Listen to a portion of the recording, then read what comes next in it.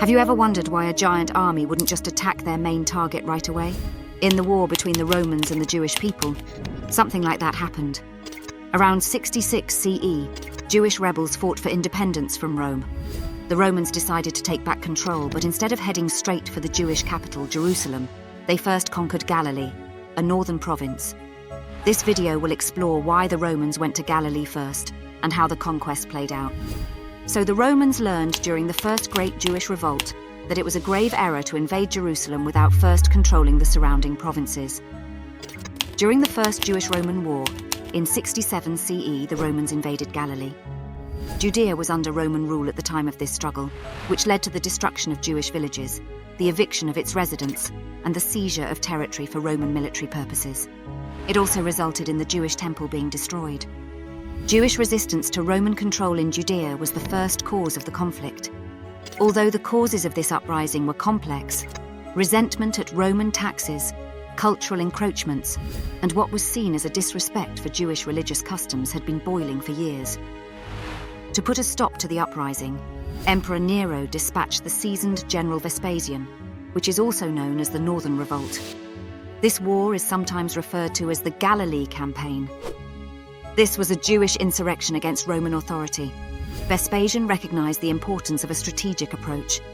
Instead of directly attacking Jerusalem, the heart of Judea, he planned to systematically conquer the surrounding regions first.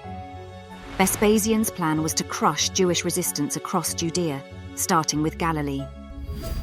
Galilee boasted a strong Jewish population and offered a geographic buffer between Judea and Roman Syria.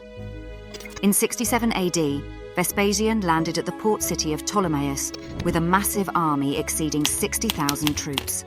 This force included well-trained Roman legions and additional soldiers provided by King Agrippa II, a Jewish ruler who remained loyal to Rome. Many towns in Galilee, facing the overwhelming Roman force, chose to surrender peacefully to avoid bloodshed. However, some towns, inspired by the rebellion, opted for resistance. These towns faced brutal sieges, with the sieges of Gamla and Jotapata becoming particularly well documented by the historian Josephus, who himself participated in the revolt on the Jewish side. One major obstacle for the Romans was the well-defended town of Yodfat. Josephus, chosen by the Jewish leadership to lead the defense of Galilee, recognized the town's natural advantages. Yodfat was situated on a small hill surrounded on three sides by deep ravines, making it a formidable stronghold. The town had also recently improved its defensive walls under Josephus's leadership. Learning that Yodfat housed a key rebel leader, Josephus, Vespasian personally led 3 legions to besiege the town. Although the Romans heavily outnumbered the Jewish defenders, the well-fortified town held out for an impressive 47 days. The siege ended tragically when the Romans exploited a weakness in the town's defenses during the night, leading to a massacre of most inhabitants.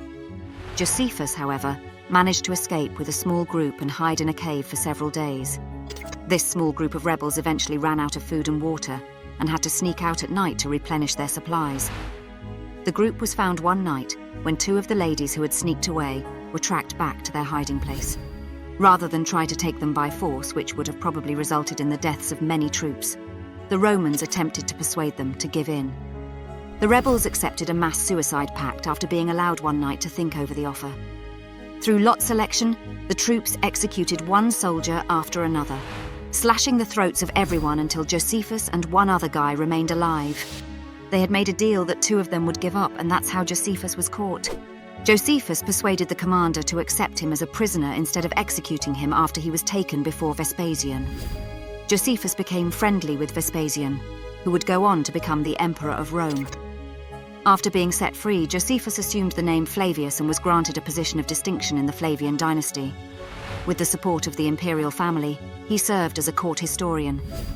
He gives in-depth descriptions of the sieges of Gamla and Yodfat as well as internal Jewish politics throughout the Galilee War in his book The Jewish War, which is the primary source on the Great Revolt. Vespasian's tenacious campaign succeeded in conquering the majority of Galilee by the year 68 AD. The North's Jewish resistance was essentially crushed. After capturing Galilee, Vespasian made Caesarea Maritima his headquarters and turned his attention to capturing the Judean coast. This made it easier for the First Jewish-Roman War's crucial battle, the Siege of Jerusalem, to occur later. The Jewish rebellion would suffer an irreversible defeat with Jerusalem falling, and Jewish history would be profoundly changed. If you're interested in learning more about this period of history, there are many resources available online and in libraries. You can also check out the writings of Josephus, a Jewish historian who played a role in the events we discussed today. Thanks for watching. If you enjoyed this video, please hit the like button and subscribe to the channel for more.